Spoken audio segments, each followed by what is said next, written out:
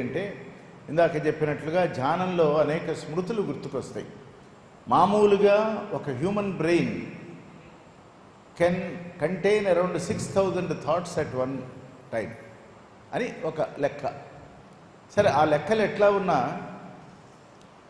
ఒక ఆలోచన మీద మన మనస్సుని కనుక నిలబెట్టగలిగితే అది ఒకే ఆలోచన మీద అనేకం వస్తూ ఉంటాయి, పోతూ ఉంటాయి. ఆ తలుపు తెరిచి ఉంది, ఈ తలుపు తెరిచి ఉంది, క్రాస్ వెంటిలేషన్లో గాలి అన్నింటినీ మోసుకొని వెళ్ళిపోతున్నది. కానీ ఒకదాని మీద, ఒకే ఆలోచన మీద మన మనస్సుని కేంద్రీకరిస్తే ఆలోచన కంటే ముందు ఒక లక్ష్యం, దానికంటే ముందు ఒక బొమ్మ, దానికంటే ముందు ఒక గుర్తు, వీటి మీద గనక కాన్సన్ట్రేట్ చేసినట్లయితే మనస్సు మన అధీనం అవుతుంది. ఆద్యధారయా శ్రోతసా సమం తరళ చింతనం విరళ తత్పరం అంటారు రమణ మహర్షి ఉపదేశారంలో. ఆద్యధార, ఇప్పుడు మనం హోమాలు చూస్తున్నాం, రోజు చూస్తున్నాం. వాళ్ళు ఆ ధార స్వాహాకారం చేస్తూ నేతి ధార దానిలో పోస్తున్నప్పుడు ఆ ధార ఎక్కడా తెగదు. ఆద్యధార అది. ఆద్యం అంటే నిప్పు, ఈ నెయ్యి పోస్తూ ఉన్నప్పుడు ఆ ధార తెగని ధార వలె కన్సిస్టెంట్గా ఉండేటువంటి ఒక థాట్, నిరంతరమైనటువంటి ఒకే ఆలోచన, కానీ అది నిరంతరము ఉంటున్నది. అదే ఆలోచన మీద మీరు ధ్యానంలో ఉండండి, మీ మనస్సు ఏమిటో మీకు అర్థమవుతుంది. మీ మనస్సు యొక్క శక్తి, దాని బలము, దాని బలహీనత, అది ఒక ఎయిడ్, అది ఒక సహాయకారి. దాని తర్వాత తపము. తపము అంటే తపస్సు, ఓ కోరికని బట్టి చేసేదాని పేరు తపస్సు.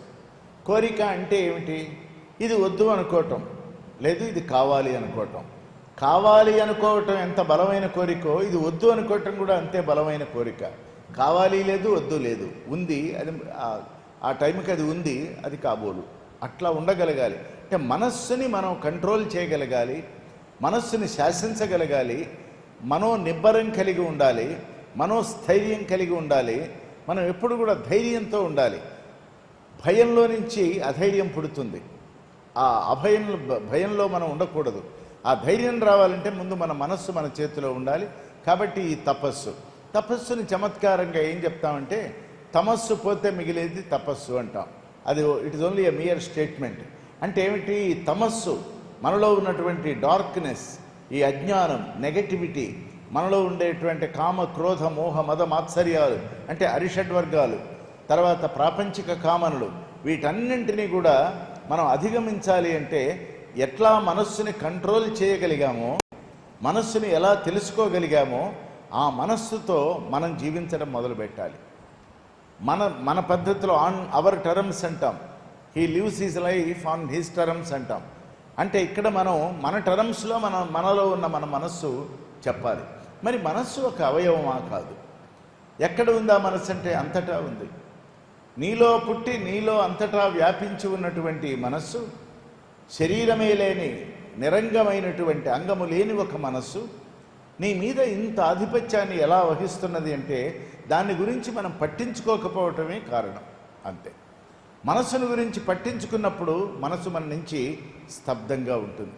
దీనికి చిన్న ఉదాహరణ ఏంటంటే, ఓ పెళ్ళి జరుగుతుందట. పెళ్ళి, ఆడపెళ్లి వాళ్ళు ఒకవైపు, మగపెళ్లి వాళ్ళు ఒకవైపు ఉన్నారు. మధ్యలో ఒక ఆయన చాలా హడావుడి చేస్తున్నాడు. ఆ హడావుడి ఎట్లా ఉన్నదంటే, ఆయన పెళ్లి వాళ్ళ దగ్గరికి వెళ్ళి, ఏమిటయ్యా మీరు మగపెళ్లి వాళ్ళు ఏమిస్తే అది సరేనంటారా?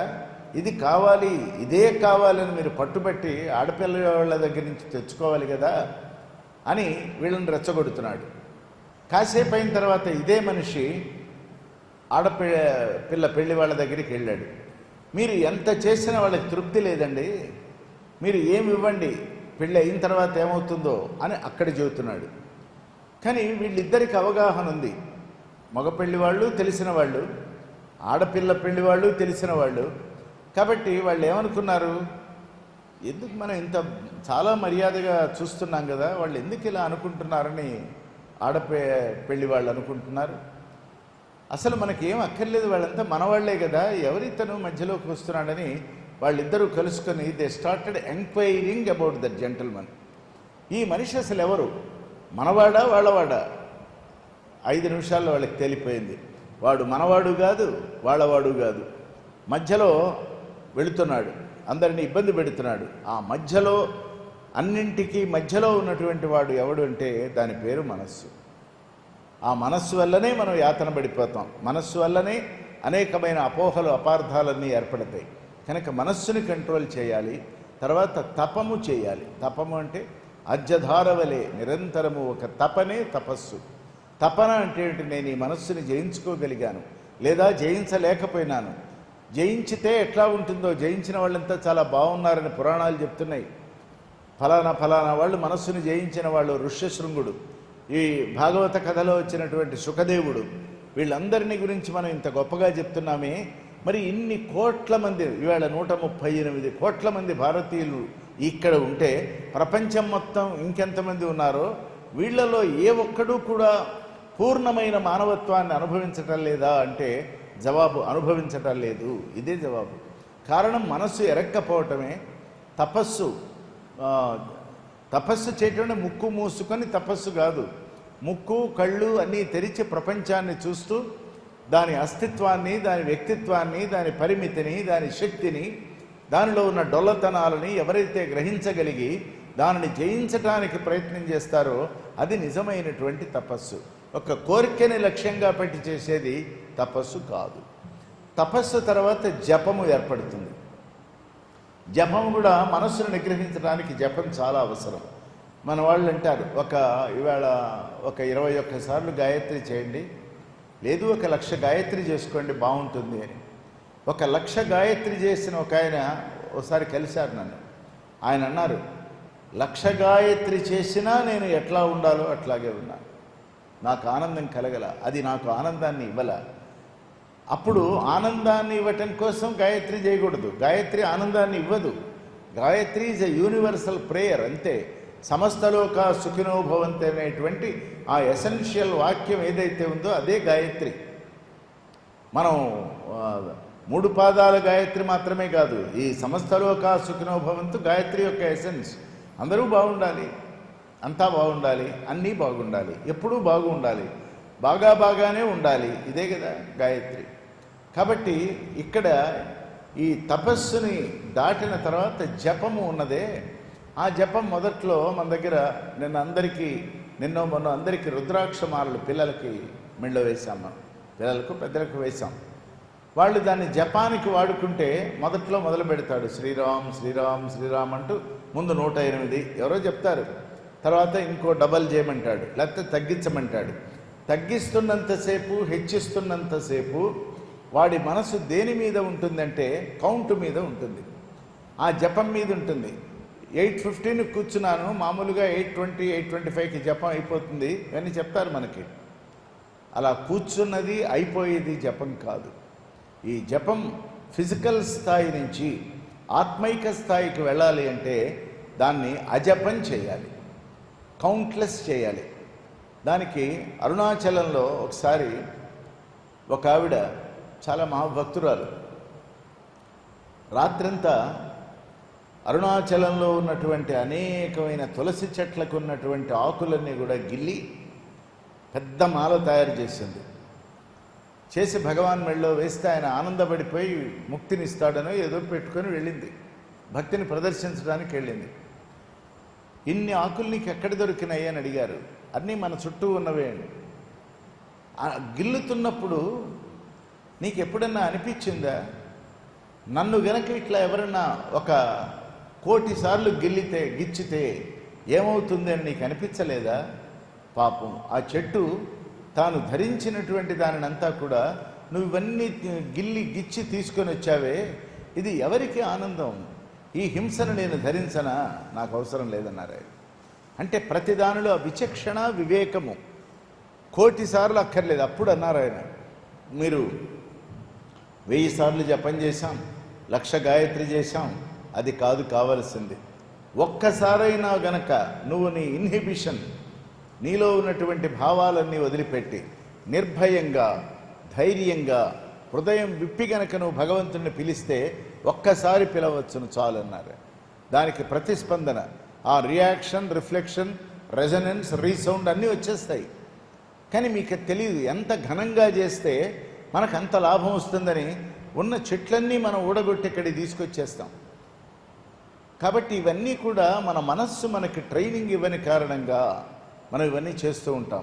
జపము అజపం అయిందనుకోండి, జపంలో ఉన్నప్పుడు 108 చేశామా 109 చేశామా, 99 దగ్గర ఎక్కడో మడతబడి మాయమైపోయిందా, ఇంకేమన్నా అసంపూర్ణంగా చేశామా, దానివల్ల దేవుడు ఏమన్నా కోపడతాడా? చూడండి ఎన్ని యాత్రలు.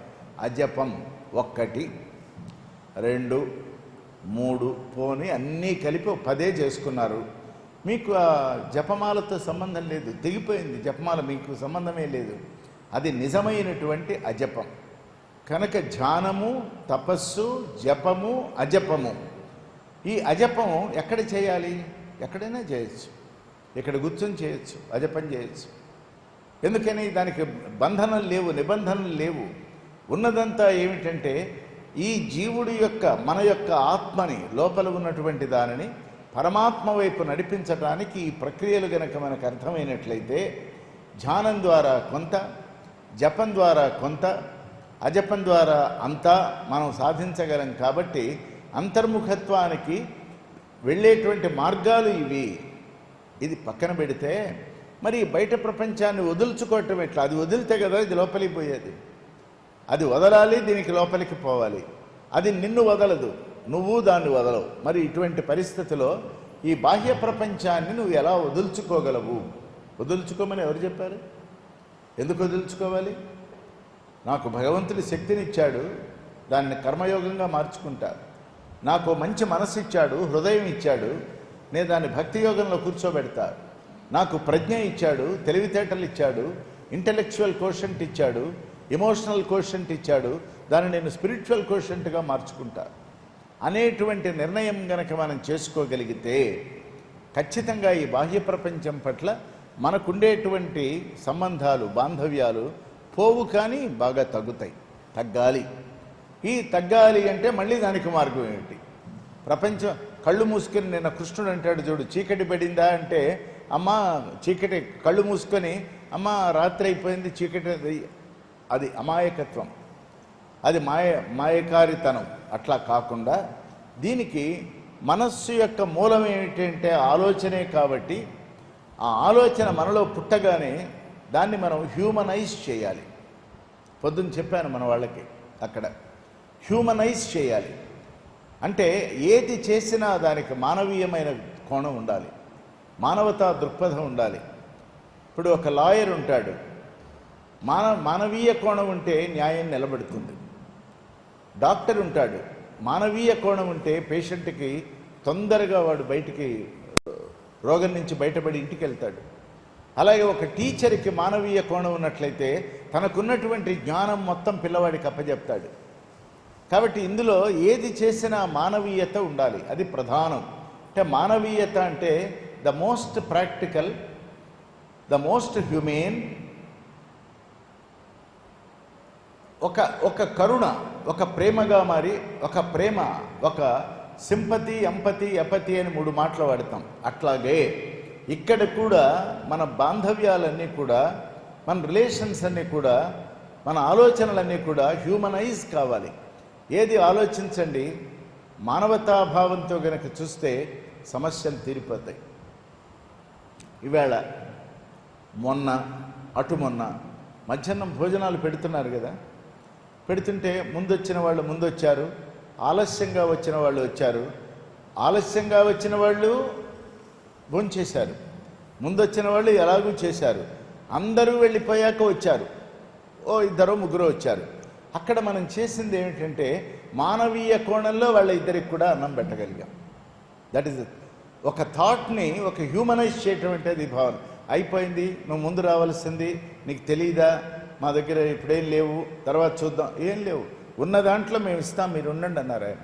ఉండండి, నేను వెతికి వస్తాను. లోపలికి పోయినారు, పోయి 2 ప్లేట్లు తెప్పించి వాళ్ళకి అన్నం పెట్టించి వాళ్ళని పంపించారు. అంటే వెనెవర్, ఇది చాలా చాలా ఇంపార్టెంట్ జీవితంలో. చూడండి, అంతర్ముఖం కావటానికి దీన్ని మించిన సాధన లేదు. జస్ట్ హ్యూమనైజ్ అంతే. దానిలో మానవత్వం ఉండాలి, ఒక జాలి ఉండాలి, దయ ఉండాలి, సానుభూతి ఉండాలి. వాడు ఎంత దూరం ఎంత నడిచొచ్చాడో మనకు తెలియదు ఆ 2 మెతుకుల కోసం. సో అది లేదు. ఇంతకు ముందు తిన్నవాళ్ళు తిన్న వస్తువులు లేవు, కానీ తినడానికి ఏవో వస్తువులు ఇన్ ప్లెంటీ ఉన్నాయి. వాటిళ్లలో వాడి కడుపు నింపగలిగితే దట్ ఇస్ కాల్డ్ హ్యూమనైజ్ చేయటం అంటాం. ఇక రెండవది, హ్యూమనైజ్ అయినటువంటి ఆలోచనని డివినైజ్ చేయాలి. దేవుడు తర్వాత వస్తాడు, ముందు రాడు. ముందు మానవుడే. ముందు కూడా మాతృదేవో భవ, పితృదేవో భవ, ఆచార్య దేవో భవ, అతిథి దేవో భవ, తర్వాత తల్లి, తండ్రి, గురువు, చివరి దైవం. మనం దైవంతో మొదలు పెట్టాలా, మానవత్వంతో మొదలు పెడుతున్నాం. దానికి డివినైజ్ చేయాలి అంటే ఒక దివ్యమైనటువంటి భావన, రాగము, అనురాగము, ప్రేమ దాటినటువంటి దివ్య ప్రేమని గనక హ్యూమనైజ్డ్ థాట్తో గనక మనం చేయగలిగినట్లయితే ఇక మిగిలింది ఏమిటంటే డివినైజ్ అయిన ఆలోచన కంటే కూడా స్పిరిచువలైజ్ అయిన ఆలోచన. అక్కడ ఆ వచ్చిన వాడి కులం ఏమిటి, మనం వాడికి ఇది ఇస్తే మనకి వచ్చే లాభం ఏమిటి, వాడు దీన్ని తింటాడా, పడేస్తాడా, ఏం చేస్తాడు, మనకు సంబంధం లేదు. కాబట్టి హ్యూమనైజ్, డివినైజ్ అండ్ స్పిరిచువలైజ్, దీనిని మించినటువంటి అంతర్ముఖానికి తోరణాలు లేవు, దారులు లేవు గనక ఉన్నదంతా మనస్సే గనక మనస్సును నిలబెట్టుకుంటూ ఉండాలి గనక దానిని జాగ్రత్తగా గమనిస్తూ ఉండాలి. అది వింత కోరికలు కోరుతూ ఉంటుంది. మనం సాధించటానికి అనువుగా లేని వాటిని మనకి గుర్తు చేసి నువ్వు తెచ్చి చూపించుంటుంది. మనలో ఉన్న అహంకారం వల్ల మనస్సుకు లొంగుతాం, మమకారం వల్ల మనస్సుకు లొంగుతాం. ఆ రెండింటినీ గనక సత్సంగము, సత్సాంగత్యము, సదాచారము వీటన్నింటి ద్వారా కంట్రోల్ గనక చేసుకోగలిగినట్లయితే మనస్సును జయించటం కష్టం కాదు. జయించబడిన మనస్సుతో ఆపై జీవించాలి. కాంకర్ ద మైండ్ అని 600 పేజీల బుక్ ఉంటుంది, దానిలో ఏమీ ఉండదు, చూసారా. కానీ భారతీయమైనటువంటి అధ్యాత్మ శాస్త్రంలో మనస్సుని ఎలా జయించాలి, నేను ఒక వ్యక్తిని జయించడం కాదు, ఆ వ్యక్తి యొక్క మనస్సుని గెలుచుకోవాలి.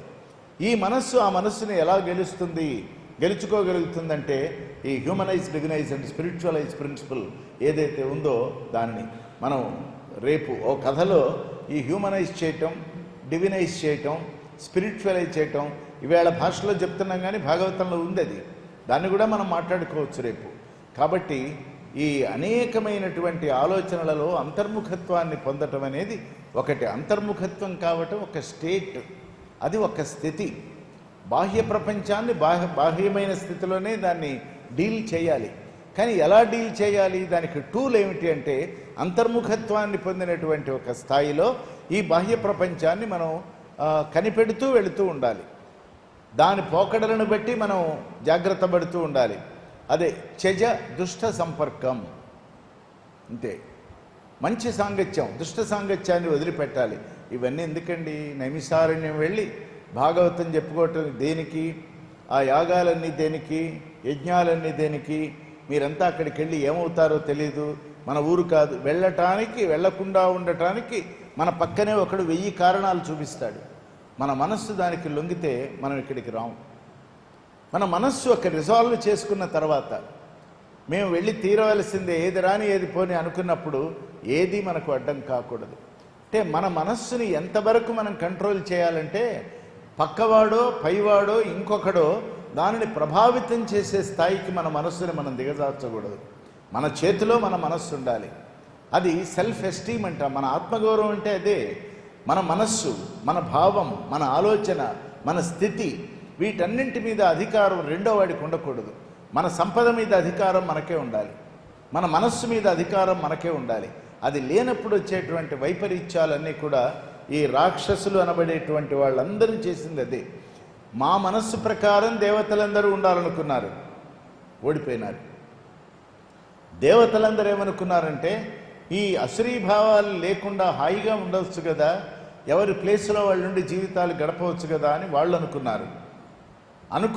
కానీ దానికి తగినటువంటి రెస్పాన్స్ ఈ రెండో వర్గం నుంచి రాలేదు కాబట్టి వాళ్ళు యాతన పడిపోయినారు. కాబట్టి ఆ రెండో వర్గము, ఆ రాక్షసులు ఎవరంటే మనకంటే బయట ఉన్నవాడు, కానీ మనతో సంబంధం ఏర్పరచుకున్నవాడు.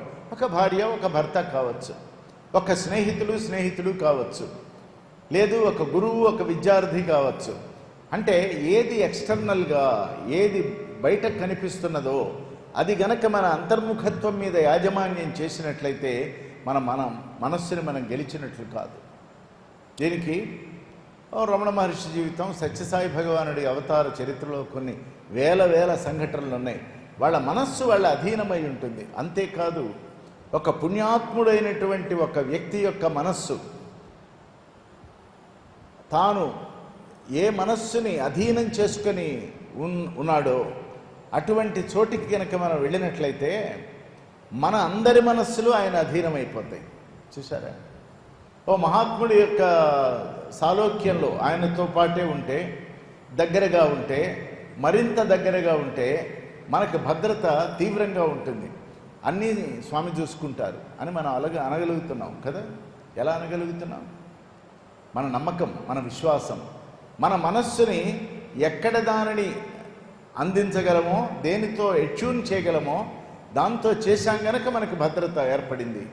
అదే మీరు ఒక బిల్ యాడను ఇలాంటి వాళ్ళు క్రూరులు ఉన్నారు, వాళ్ళ దగ్గరికి కూడా వెళ్ళారనుకుందాం.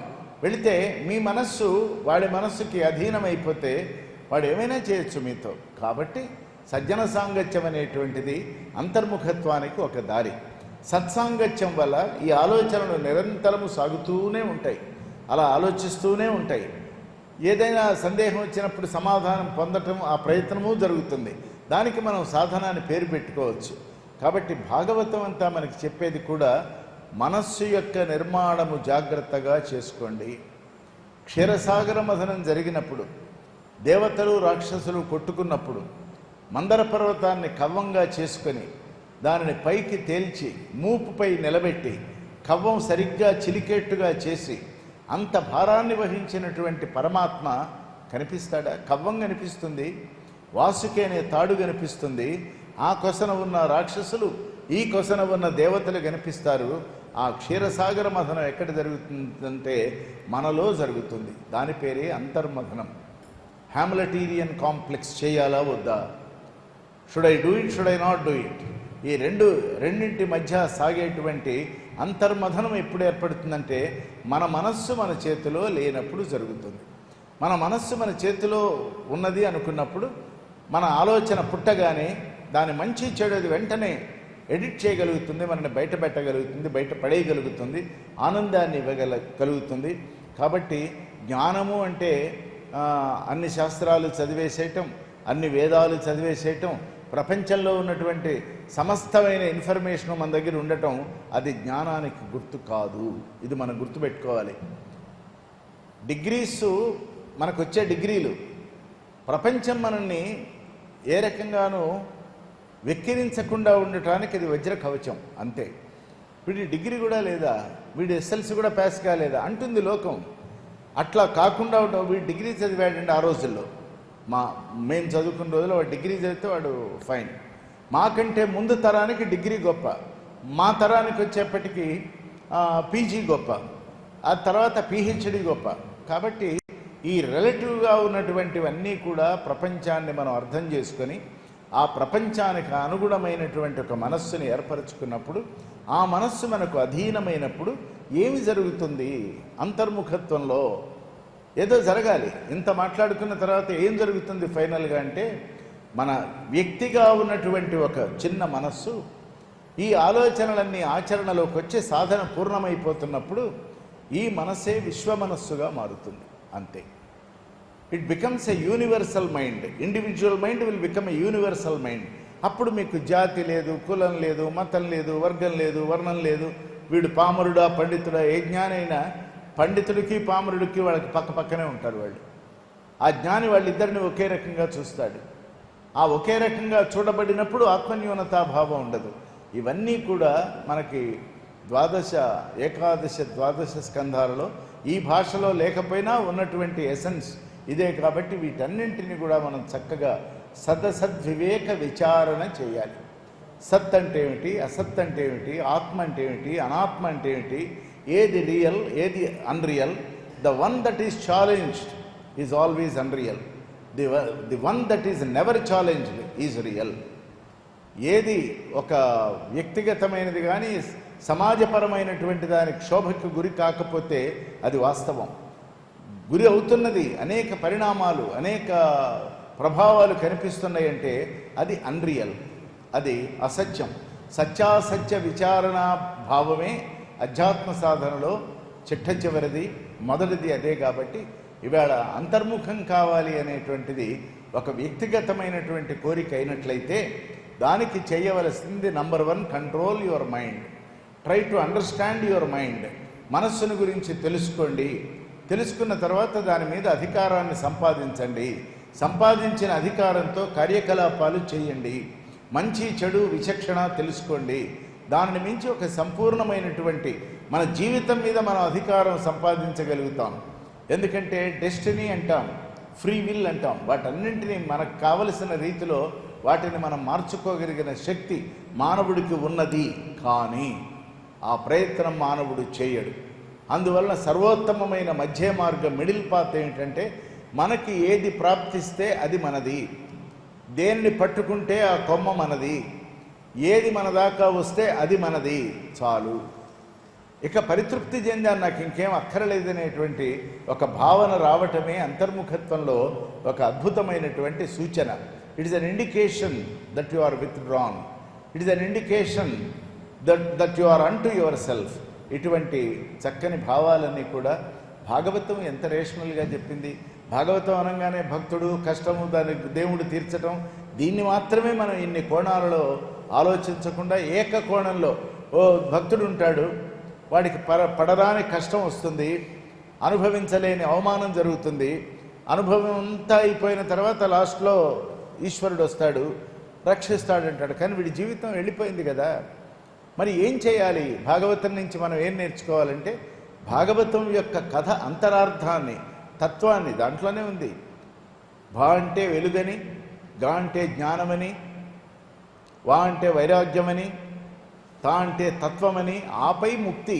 ఇవన్నీ దాటాలి కదా. భక్తి, జ్ఞాన, వైరాగ్య తత్వములు దాటాలి. ఇప్పుడు మనం తత్వ విచారణ నైమిషారణ్య క్షేత్రంలో మనం సుమారుగా 6 రోజులు రోజు మాట్లాడుకుంటూనే ఉన్నాం. ఈవేళ పొద్దున తప్ప ఇవే మాట్లాడుకుంటూ ఉన్నాం. ఇక్కడ మనల్ని మనం ఇక్కడి నుంచి వెళ్ళిన తర్వాత ఇక్కడికి వచ్చిన ఈ 10 రోజుల అనుభవం అందరికీ ఏం కలిగించాలంటే మనం మనిషిగా బతకాలి.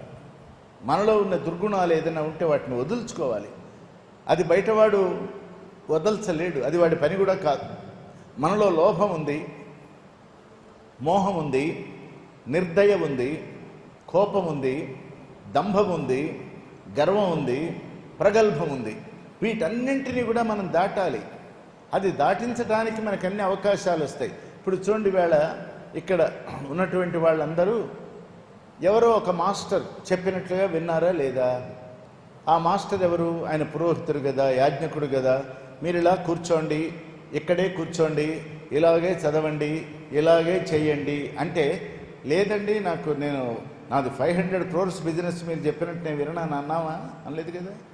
లేదు, నాకు అన్నీ తెలుసు, మీరు చెప్పక్కర్లేదు ఆయనతో ఏమన్నా అన్నావా అంటే, మన మనస్సు మనం చెప్పినట్లు వినాలి. దీని తాత్పర్యం ఇంతే. దీన్ని చాలా చాలా గంభీరమైన సబ్జెక్టు కాబట్టి దీనికి విరమణ చేస్తూ రేపు 2+2 4 hours దశమస్కంధంలో ఉన్న అనేకమైన విషయాలు మనం మాట్లాడుకుందాం. వాటిని తాత్విక విచార ధోరణిలో రుక్మిణీ కళ్యాణంతో సహా దానిలో కూడా ఒక తత్వచింతన ఉన్నది.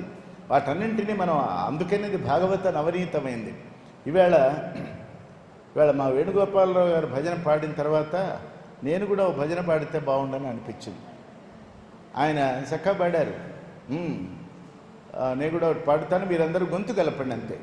ఇది భజన కాదు, దీని పేరు సంకీర్తన అని పేరు. వందే వందే సాయిషం,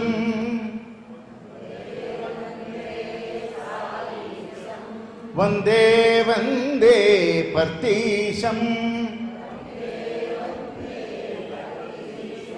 వందే వందే సాయిశం. నీ మనోనర్తనమై,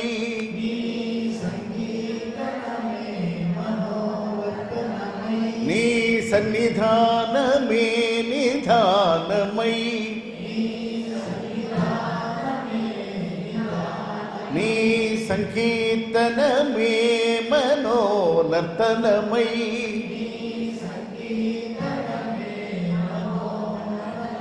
నీ తలపే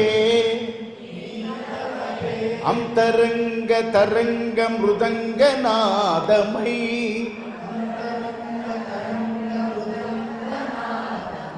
నీ తలపే అంతరంగ తరంగ మృదంగ నాదమై సునాదమై సుమసుందరమై నిత్య సత్యమై నిత్య సత్యమై శివమై శివమై సదా శివమై వందే వందే సాయిశం వందే వందే పర్తీశం వందే వందే మనోనర్తీశం వందే వందే హృదయవర్తీశం